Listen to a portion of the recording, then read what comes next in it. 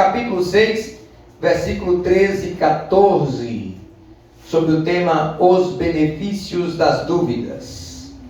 Mas Gideão lhe respondeu: ai, Senhor meu, se o Senhor é conosco, porque tudo isto nos sobreveio, e que é feito de todas as suas maravilhas que nossos pais nos contaram, dizendo: não nos fez o Senhor subir do Egito?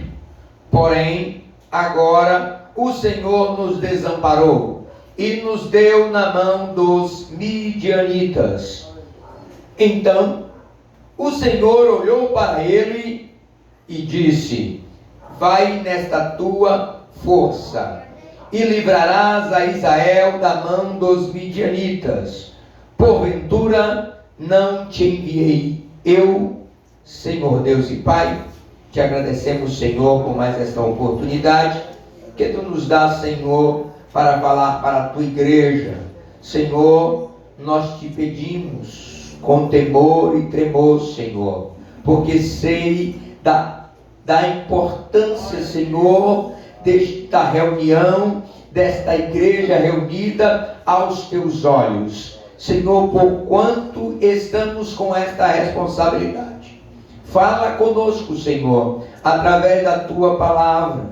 Ó Deus, conduz os meus lábios, o meu coração, a minha boca, Senhor, para ser Teu instrumento, para que este povo que é Teu ouça a Tua voz esta noite.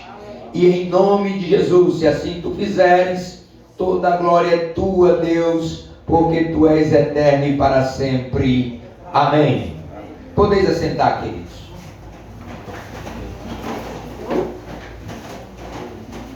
Amados irmãos, quando eu estava meditando para trazer para a igreja a mensagem de hoje à noite, o Senhor me levou a pensar sobre, às vezes, é bom ter dúvidas. Por que é bom, às vezes, ter dúvidas? E isso me interessou muito, e por isso vamos falar sobre isso.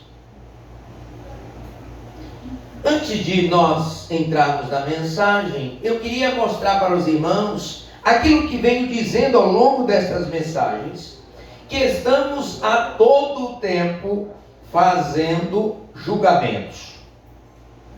A todo tempo. Eu diria, tomando a voz dos escritores bíblicos, que aquele que disser que nunca julga, comete pecado, porque mente. Em todo tempo nós estamos fazendo julgamentos. E o problema que eu tenho dito e reforço aqui hoje é: o problema não é o julgamento, o problema é se estamos julgando com reta justiça, porque esta é a orientação das Escrituras. Então, se estamos em todo o tempo fazendo julgamento, em algum momento Gideão está fazendo um julgamento aqui, e ele está dizendo o seguinte: se tu fosse conosco, é claro que a gente não estava assim. É um julgamento. Os fatos estão acontecendo e ele está julgando. Tu não é conosco não, porque se tu fosse conosco, nós não estaríamos no estado que estamos. É por isso que o julgamento, ele é real e é sempre necessário na vida do crente. Porque é fazendo certos julgamentos que eu vou também me aprimorando, vendo que estou errando, vendo onde estamos errando. E Gideão percebe que tem alguma coisa errada, porque se o Senhor estivesse conosco, as coisas não estariam como estão. Nem sempre, queridos, e aqui eu gostaria que vocês lembrassem disso durante toda a mensagem, nem sempre resultados positivos ou negativos são claros exemplos da aprovação de Deus. Guarde isso, nem sempre resultados positivos ou negativos são claros exemplos da aprovação de Deus. Como homens naturais que somos, quando não estamos olhando pelos olhos da fé, quando não estamos usando discernimento de espírito, quando não estamos usando os esclarecimentos que Deus nos dá, normalmente a gente julga como aprovado aquele que foi bem sucedido. Normal. A gente faz isso sempre. E isso é um risco muito grande.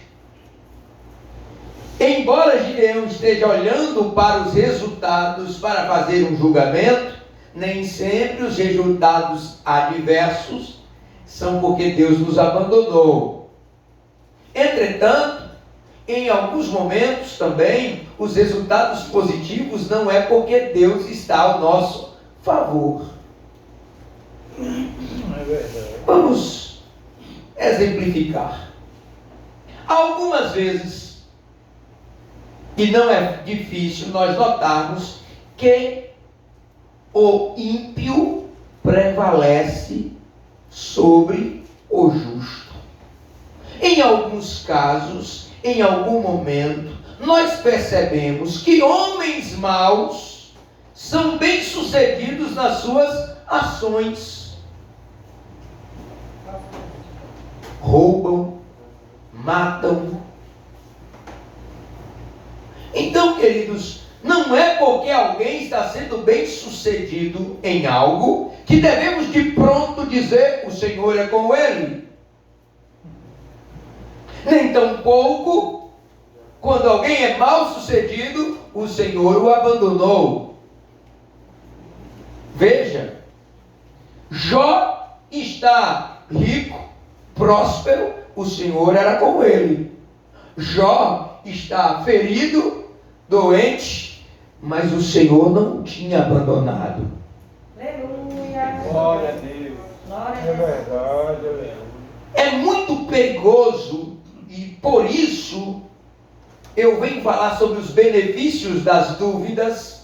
É muito importante para os nossos dias, para uma igreja que eu gostaria de tipificá-la ou de remetê-la a uma comparação com a igreja de Laodiceia, porque a igreja de Laodiceia dizia: rico sou e estou enriquecido, e de nada tenho falta.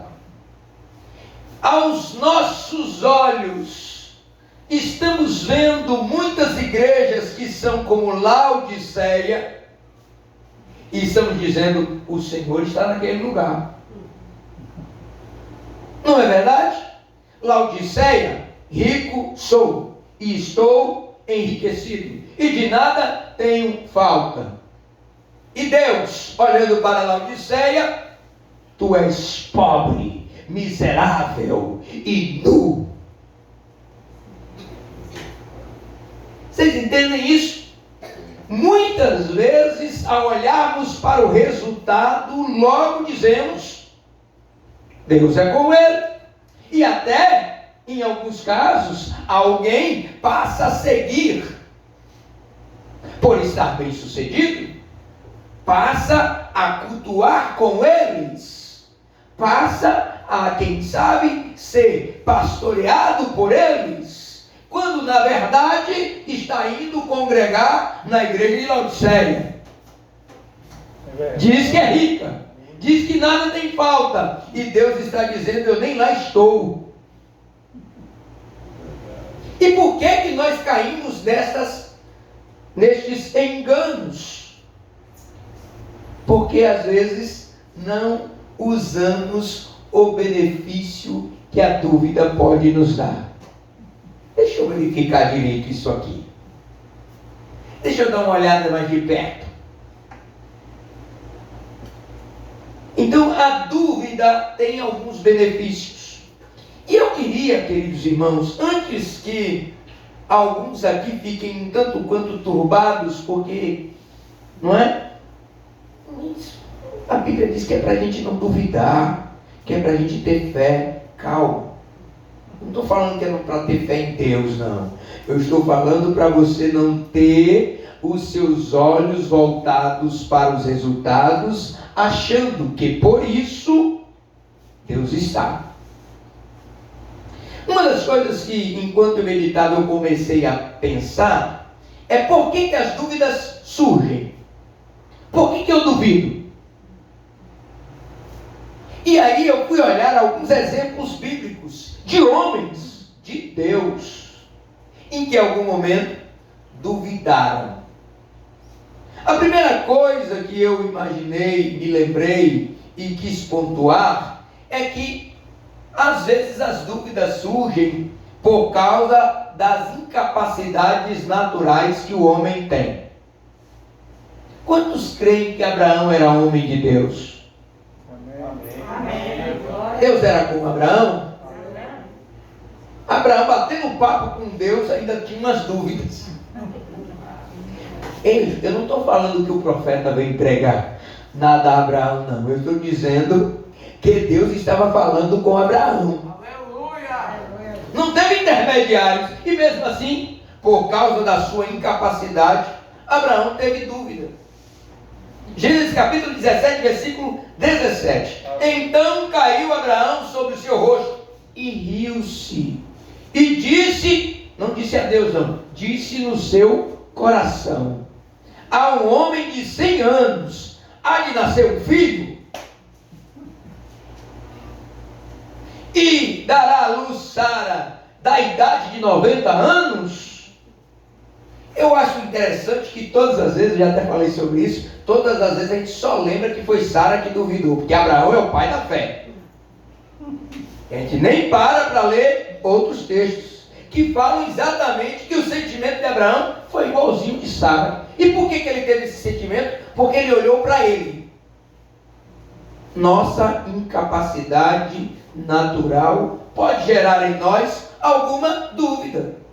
Já estou velho, não dá mais para fazer a obra. Como é que eu vou aguentar levar aquela caixa de som pesada para o evangelismo? Não dá mais para mim, não. Deixa por menino novo. Abraão está dizendo assim: não dá mais. Aleluia. E a dúvida veio por conta que Abraão olhou para ele. Tenho 100 anos. E a minha mulher, Sara, já tem 90. Só para não ficar espinhando só em Abraão, vamos falar de Sara, né? O que é que todo mundo fala? Gênesis 18, 10. E disse: certamente tornarei a ti por este tempo da vida, e eis que Sara, tua mulher, terá um filho. E ouviu Sara à porta da tenda que estava atrás dele. E era o Abraão e Sara já velho e adiantado em idade. Já a Sara havia cessado o costume das mulheres. Na continuação desse texto, Sara vai dizer, ou Sara também vai rir, porque também vai olhar para aquela situação e vai olhar para a sua incapacidade. Então, homens de Deus, ouvindo a própria voz de Deus, quando olharam para eles mesmos, tiveram a sensação de que aquilo não poderia acontecer por conta da sua incapacidade. Oh, queridos irmãos, imagine, esse pastor tão baixinho, não é? Pastor, mas ele é pastor mesmo? Alguém pode dizer, mas tão novo. Não sou tão novo assim, né? É Deus que me conserva no formal. Tão cedo assim, tão novo, já pastor. Por quê? Porque as pessoas estão olhando para o homem e as nossas incapacidades. Mas eu não sei nem pregar, eu não sei nem falar. E alguém vai olhando para suas incapacidades, e eu me lembrei que também outro homem de Deus falando com Deus, a Bíblia diz que este personagem, ele não falava com Deus como eu falo, e como outros profetas falaram. A Bíblia diz que eu falo com ele face a face. Quem é? Moisés. E Moisés teve dúvida? Teve. Porque as dúvidas às vezes surgem porque nós não temos a habilidade. Êxodo capítulo 4, versículo de número 10. Depois de ter ouvido Deus falar com ele, depois de Deus ter dito, é você quem vai, depois de tudo isso, Moisés olha para o Senhor. Então disse Moisés ao Senhor: ah, Senhor, eu não sou homem eloquente, nem de ontem, nem de anteontem, ou seja, eu nunca fui. Não é porque agora eu não estou sendo, não, eu nunca fui, nem de ontem, nem de anteontem, nem ainda desde que tens falado ao teu servo. Não mudou nada, tu começou a falar comigo, eu continuo ainda da mesma forma, sem a habilidade necessária para ir conversar com o faraó. Dúvida. E ele diz: porque sou pesado de boca e pesado de língua. Homem de Deus, falando com Deus, e mesmo assim, duvidando. Aí tem uns irmãos que saem uma coragem para fazer certas coisas. Quem falou com você? Não, o profeta tal, que não sei o quê, que estava na igreja tal dia, disse que é para eu fazer. Duvide de vez em quando. Faça como os homens de Deus, que ouviram a própria voz de Deus. Existem benefícios na dúvida. Porque sou pesado de boca e pesado de língua. Moisés insiste tanto nisso com Deus, que ele fala o seguinte: tá bom, manda Arão falar. Agora é o seguinte, eu não vou conversar com Arão, não. Meu negócio é com você. Eu queria que você mesmo falasse com o faraó, mas já que você está insistindo, por que nós fazemos isso? Porque olhamos para as nossas inabilidades. Não sei, não posso, não consigo, sou fraco, sou pequeno, não dá para trocar essa lâmpada. Não é verdade? Olhamos sempre. Em algumas congregações tem um negócio de uns ventiladores, fica no alto, irmão, todo dia que eu vou na igreja, irmão, desliga ali, pastor. Eu falo, não, irmão, não desliga o ventilador, não. Aí eles ficam me olhando assim, depois eu explico, né? Não vou me arriscar a passar vergonha ali, não é verdade? Não dá para mim, não é? E por que nós, ou eu no caso, tenho essa dúvida se dá ou não para alcançar o botão do interruptor? Porque eu olho para a minha incapacidade, a minha inabilidade, a minha falta de altura. Não é verdade? Mas não se preocupe, se for para arrumar o bagageiro de ônibus, pode me chamar.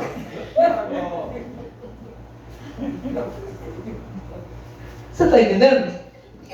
Mas Moisés não está falando com Deus, mas não mudou nada. Deus já falou comigo, já conversei com ele, ele fez os sinais aqui, botei a mão no peito, saiu leprosa, botei de novo, saiu curada, já tinha feito a serpente, o cajado virar serpente, já tinha desfeito aquilo, e mesmo assim, Moisés está dizendo, continua do mesmo jeito, pesado de língua. As nossas inabilidades ou a nossa falta de habilidade necessária traz em nós alguma dúvida. Normal. Homens de Deus tiveram essas dúvidas. O terceiro ponto que eu gostaria de falar sobre essas dúvidas que surgiram em homens de Deus, e eu aproveito aqui o exemplo de Gideão, é que muitas vezes a desigualdade social faz com que nós tenhamos dúvidas. Olha o que diz o Gideão.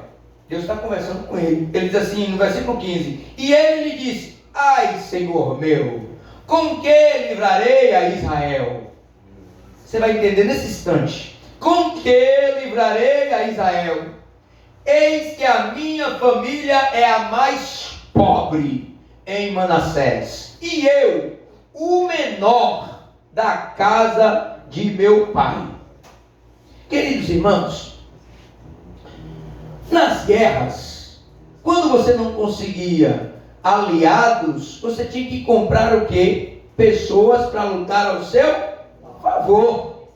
Gideão está dizendo: como é que eu vou livrar Israel? Eu não tenho dinheiro nenhum, vou contratar quem? É verdade. E quantas vezes nós olhamos para a nossa condição? Sou pobre. Ô irmão, como é que eu vou ajudar tal pessoa? Eu não tenho nem para mim. Não é verdade? Hoje em dia, as igrejas, para poder ter algum tipo de, digamos assim, serem bem-sucedidas, elas precisam investir em marketing, não é? Marketing digital, e isso e aquilo outro, e eu não tenho nem condição, nem sei operar. Como é que eu vou fazer?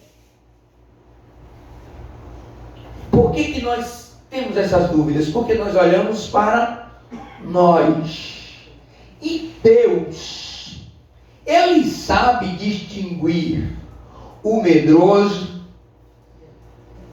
Ele sabe distinguir o covarde daquele que apenas não confia nele mesmo. Verdade.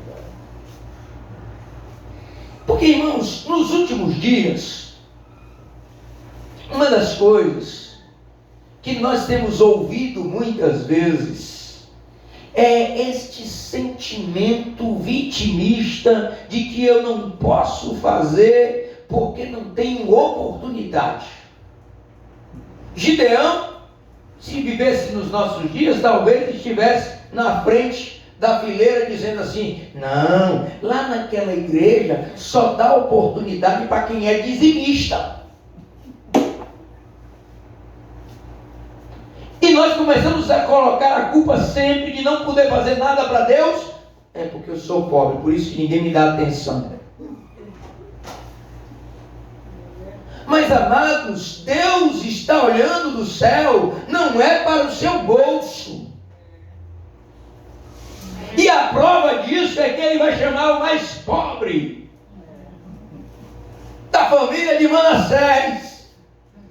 Eu vou te dizer algo: não existe nada nas mãos de Deus que não se torne grande, muito produtivo. Não importa de onde você veio, de que família você veio, não importa que a sua família era discriminada ou não, não importa se você era de raça tal ou de outra raça, não importa como foi que você apareceu para Deus. O que importa não é como você apareceu, é como Deus te viu.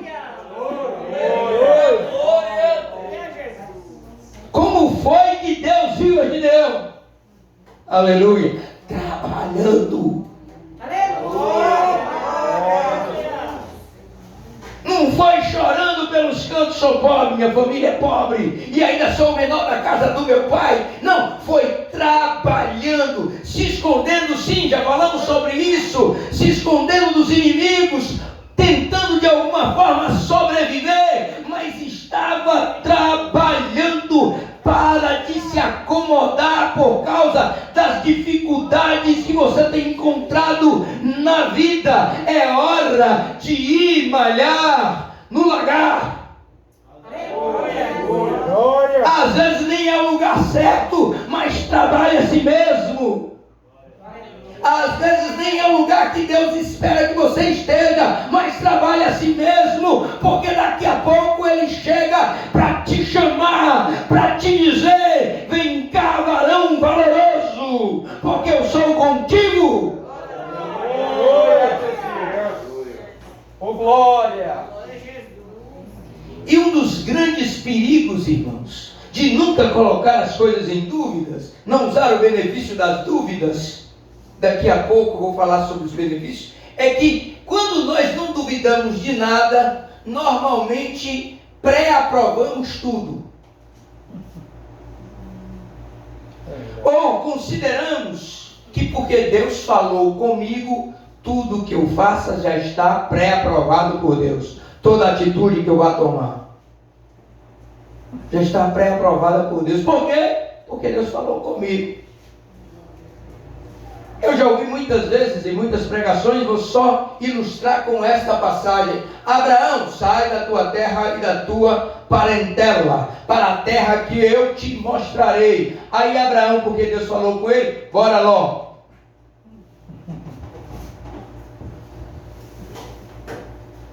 De repente, a gente começa a imaginar, e isso não é diferente nos nossos dias, que porque Deus falou conosco, tudo que eu fizer já está aprovado. Não, Deus falou comigo, olha pastor, Deus falou comigo que é para eu sair da igreja, para congregar em tal lugar, porque Deus falou com você o que, como foi isso, vamos conversar direito sobre o assunto. Você está entendendo isso aqui? Porque de repente já está tudo aprovado. Não importa o que é que eu vou fazer, Deus é comigo, falou comigo, já posso fazer tudo. É um grande perigo, queridos irmãos. É por isso que eu quero lhes lembrar, existe sim benefícios na dúvida. É verdade. Porque a dúvida vai nos moldando, vai nos ajustando contra alguns males de um homem ou de uma mulher que pode sim ter ouvido a voz de Deus, ou pode ter sido chamado por Deus, mas de repente ele começa a tomar atitudes próprias. Deus falou comigo, disse que eu tinha que fazer tal coisa, e agora todo o resto da minha vida eu começo a tomar decisões sem procurar saber se dentro daquele compêndio do que Deus quer fazer comigo está incluído, por exemplo, como eu já vi algumas coisas acontecerem. Não, Deus falou comigo que é para eu ir trabalhar na obra, eu vou largar o emprego. Coloque um pouquinho de dúvida. Quem disse que para você trabalhar na obra você precisa largar o emprego? Você está entendendo isso aqui? Às vezes, queridos, eu não sei porquê, infelizmente as pessoas ouvem a voz de Deus, não estou duvidando que elas ouviram a voz de Deus, e a partir daí elas começam a tomar decisões sem ter entendido ainda qual é o caminho que Deus quer. Vocês lembram um pouquinho de Davi? Davi, consagrado rei, verdade? Consagrado rei, Samuel foi lá na casa dele, ungiu, disse, agora o rei é Davi. Aí, talvez se fosse nos dias de hoje, né, desse tal, eu determino, eu faço, porque Deus falou comigo, preste bem atenção, Davi não saiu correndo, levanta Saul do trono, que quem vai sentar aí sou eu. Pelo contrário, Davi continuou sendo marmiteiro dos seus irmãos. Mas já era consagrado rei, mas ainda entregava marmitas. Depois de consagrado rei de Israel, Davi ainda servia aos seus irmãos como almoço. Seu pai de exército leva comida para os teus irmãos que estão lá no fronte para a luta, porque eles estão lá no exército, leva comida para eles. E Davi, oxe pai, sou rei, vou levar comida para ninguém. Vocês entendem isso aqui? De repente Deus falou comigo e eu agora não coloco mais nada dos propósitos de Deus, como é o caminhar, como é que eu devo fazer. Não, tudo já está, sai derrubando tudo. E tem uns aí, outro dia eu conversando com uma pessoa, ele disse assim, ele estava numa situação ainda, uma união estável, né? Vivendo uma união estável, e eu falar com ele, irmão, por que não decide logo, por que não casa? Ele disse assim, não, se Deus mandar eu largar, eu largo. Eu digo,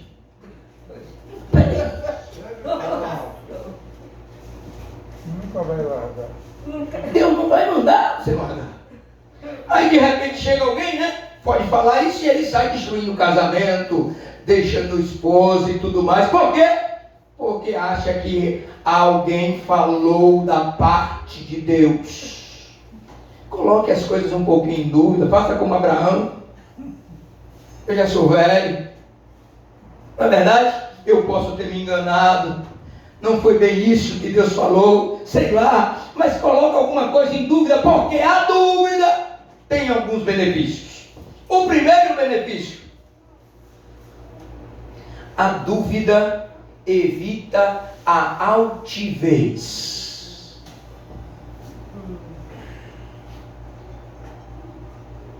Altivez é orgulho, arrogância. Quantas vezes nós temos passado, o pastor Paulo, que é um homem mais experiente que eu, à frente de igrejas, já deve saber disso. Quantas vezes no ministério, como pastores, a gente encontra gente que chega para conversar conosco e diz assim: ó, pastor, não adianta o senhor dizer nada porque Deus falou comigo. Mas minha irmã, olha, isso aí podia ser feito de outra forma. Não, Deus falou comigo, pastor. Acontece? E por que isso? Porque não coloca nada em dúvida. E aí a altivez, o orgulho, a arrogância toma conta deste ser humano que Deus escolheu. Quer um exemplo bíblico? Saul. Foi Deus que escolheu Saul para rei? Foi. O que Saul fez? Não vou fazer um sacrifício porque Deus é comigo, venci a guerra, sou o rei de Israel, por que eu não posso fazer o sacrifício? E o que é isso? Arrogância, orgulho, não compreender que não é porque Deus falou com você que não fala com mais ninguém. Não é porque Deus falou com você que não pode usar outra pessoa, que não pode lhe aconselhar melhor do que talvez aquela sua precipitação. Deus era com Moisés, e seu servo Jetro falou assim: arruma mais um pessoal aí para trabalhar contigo, Moisés. Não é verdade? E Jetro tinha conversado com Deus, foi? Não, quem conversava com Deus era Moisés. Você entende isso aqui? Mas de repente, não coloca nada em dúvida, está tudo já aprovado. O orgulho sobe ao coração e agora não ouve mais ninguém. Ai, irmãos, são tantos exemplos. E o pior, depois você pode escrever em caneta de ouro o que eu estou dizendo aqui, porque acontece. Depois vem os arrependimentos. Jesus era filho de Deus, mas primeiro veio João. Depois vem os arrependimentos. Por quê? Porque não colocou nada em dúvida. Será que Deus quer que eu haja assim mesmo? Será que Deus não quer? Aí desobedece até a Bíblia, né? Porque a Bíblia diz: obedecei aos vossos pastores. E não obedeço não, porque Deus falou comigo.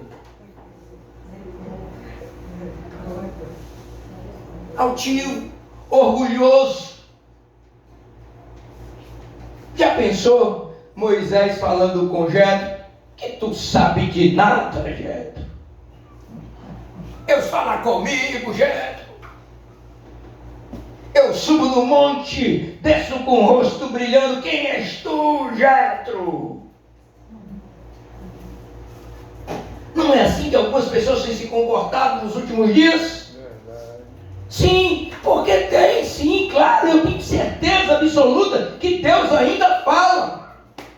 Aleluia. Eu não tenho dúvida nenhuma. O problema é que nunca se coloca em dúvida nada a partir do momento que Deus falou com alguém.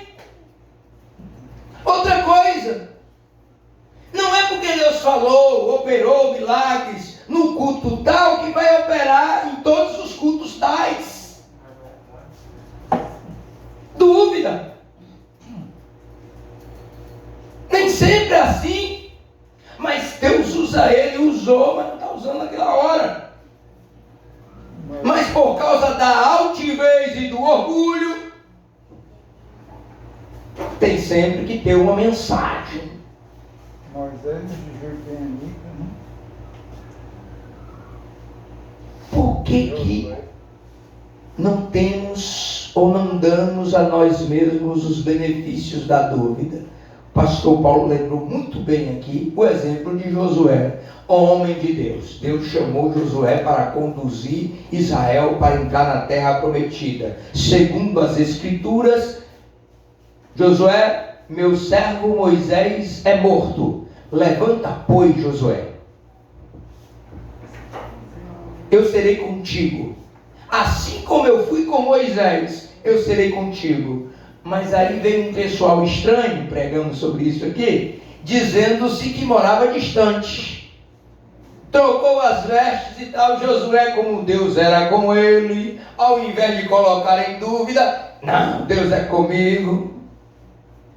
Aceita a amizade daquele povo e depois as consequências. Por quê? Porque Isaías capítulo 2, versículo 11: os olhos altivos dos homens serão abatidos, e a altivez dos varões será humilhada, e só o Senhor será exaltado naquele dia. Enquanto a humanidade, o homem, até mesmo a igreja de Deus, não compreender que no grande dia, na hora H, só quem pode ser exaltado é Deus, ele vai continuar não sofrendo em si mesmo o benefício da dúvida. Tem coisas que é para fazer, tem coisas que não é para fazer, tem coisas que devo falar, tem coisas que não devo falar, não devo agir, mas Deus é contigo a si mesmo. Mas cuidado com o orgulho, cuidado com a altivez, porque só o Senhor será exaltado. Aleluia.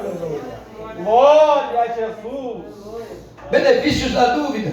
A dúvida evita a soberba. Soberba. São palavras quase sinônimas, altivez e soberba. Mas a Bíblia faz uma diferença, eu gostaria. Soberba é o sentimento de superioridade. Glória a Jesus. Amados, e aqui vai uma recomendação com temor e tremor. Infelizmente, no meio pentecostal, nós temos um dos piores sentimentos de soberba, que é aquele: se Deus me deu um dom, eu sou mais do que você. Deus me deu um dom, então eu sou superior a vocês. Não é assim? Tem gente que profetiza. Oh, você não profetiza não? Tem gente, não é, que interpreta línguas. Você não interpreta não? E só porque Deus agraciou ele com um dom, ele já acha que é maior do que os outros. Prega bem, canta bem, fala em línguas, mas é igual ao outro, porque soberba não agrada a Deus. Deus não deu dons aos homens para que eles fossem superiores aos outros, mas a Bíblia diz que era para servir aos outros. Glória! Aleluia! Glória a Jesus! Usufrua do benefício da dúvida. Não é porque Deus está me usando aqui que eu sou maior do que o que Deus não está usando agora. Aleluia. Entende isso? Entende? Deus lhe deu vários dons, amém, glória a Deus, use isso para edificar os seus irmãos, mas nunca se sinta superior a ninguém. Aleluia. Quando Jesus foi falar sobre essa questão de humildade, eu já falei aqui, a Bíblia tem um texto interessante sobre isso. Ele diz: vocês me chamam de mestre e senhor e falam bem porque eu sou. Mas eu vou me abaixar aqui para lavar os vossos pés. Tudo que Deus pode dar a alguém,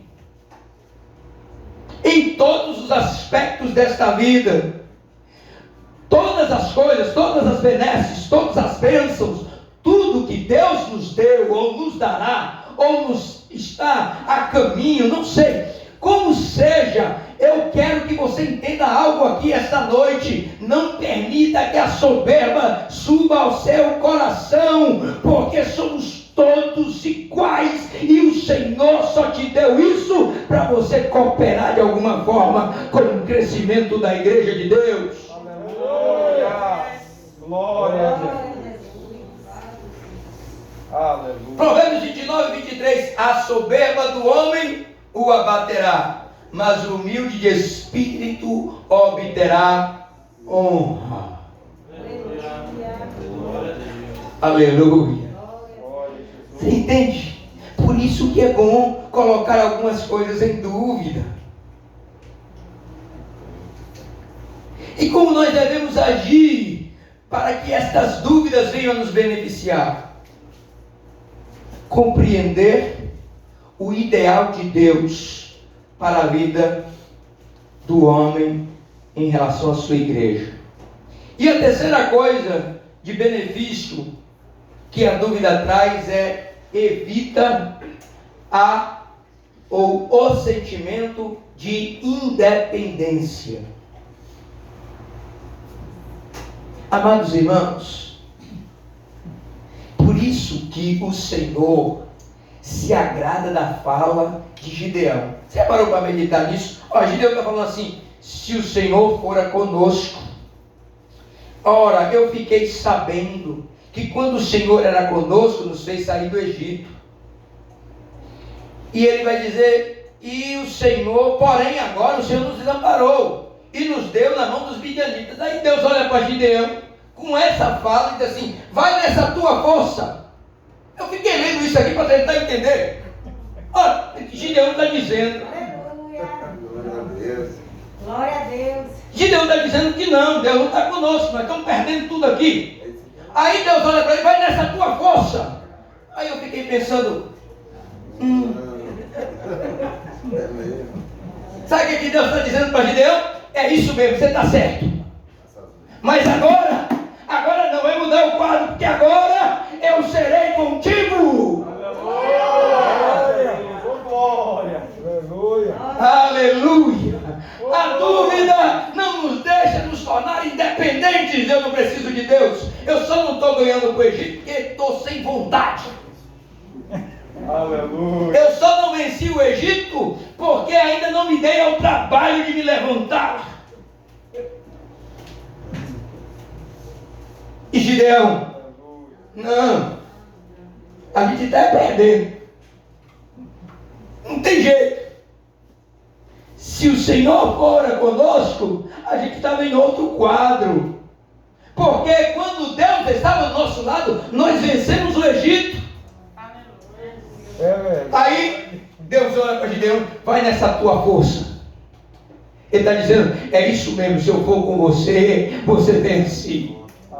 Aleluia. Deus está dizendo para Gideão: você está certo, Gideão. Vai nessa tua força, nessa tua confiança, porque quando eu estou no barco, não há tempestade que faça o barco naufragar. Mas se o barco naufragar, eu ainda livrarei os meus. Aleluia. Jesus. Aleluia. Glória a Jesus. Maravilha. Amados irmãos, um dos grandes problemas de quando nós temos um chamado é achar que podemos fazer tudo a partir dali sozinhos.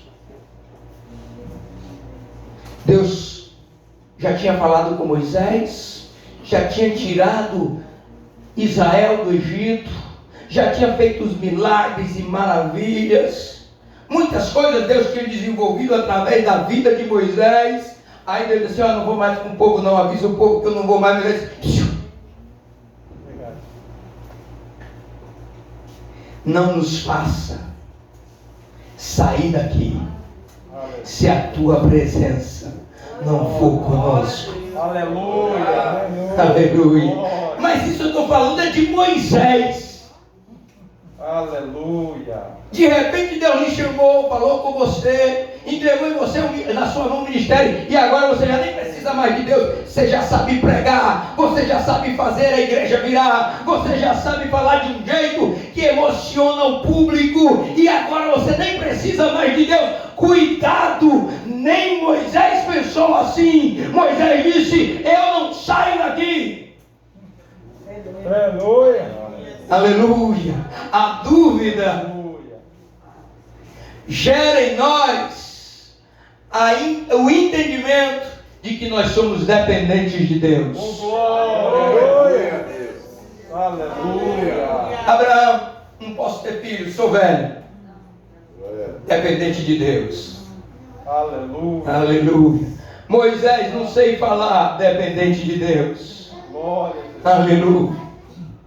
Gideão contra o exército dos midianitas: eu não posso vencer. Por quê? Porque eu sou pobre. Aleluia. Aleluia. Oh glória. Tenha medo de quem se acha totalmente capacitado para tudo, que já está pronto para fazer qualquer coisa. Não ora mais, não jejua mais, não busca mais em Deus, já aprendeu a fazer tudo. Imagine alguém que já tinha ido falar com o faraó, feito o que fez no Egito, todos os sinais. Que negócio de Deus e conosco, bora, já sei como é. Você está entendendo isso aqui? Agora talvez você pense assim: não, isso não acontece não. Acontece todos os dias. Pessoas que Deus chamou para fazer grandes coisas e agora se tornaram totalmente independentes de Deus. Eu tenho uma notícia trágica. A soberba, o orgulho, o sentimento de superioridade precede a ruína. É verdade, aleluia. Antes de terminar, porque eu sei que eu estou falando com pessoas aqui que de verdade Deus chamou para algo.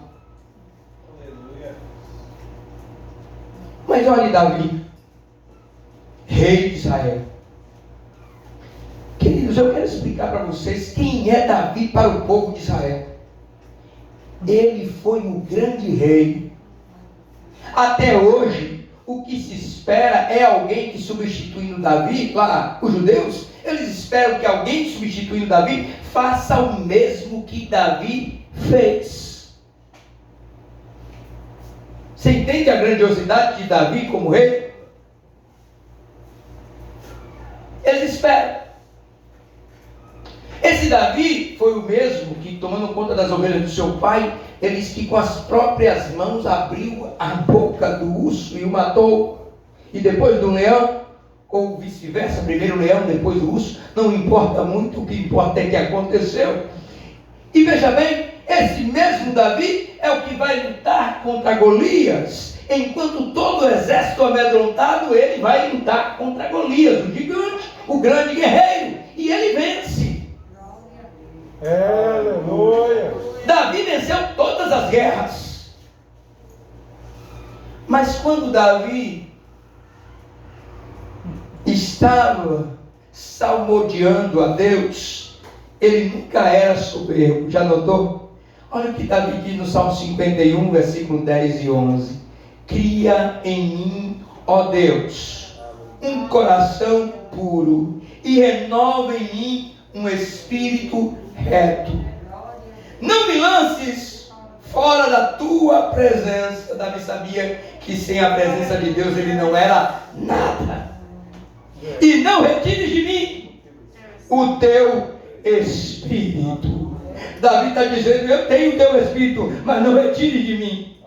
Aleluia. Porque Davi sabia da extrema dependência que ele tinha de Deus. Davi sabia que cada vitória não era porque ele era capaz, cada vitória era porque Deus estava com ele. Cuidado com a altivez e a soberba. Tem um pouquinho de dúvida, faça como Davi: e se Deus não estiver comigo? E se teu Espírito se apartar de mim por conta dos meus erros, daquilo que eu não acerto fazer? Davi está dizendo assim: eu sei que peco, eu sei que erro, eu sei que tu me chamou, mas não retires de mim o teu Espírito. É hora da igreja de Deus compreender que somos chamados, mas não podemos nos tornar independentes. É preciso duvidar em alguns momentos do sucesso, do crescimento, e entender que nada disso foi ou será sem a presença do Espírito de Deus. Aleluia. Glória a Jesus. Sejamos como os grandes heróis que mencionamos aqui.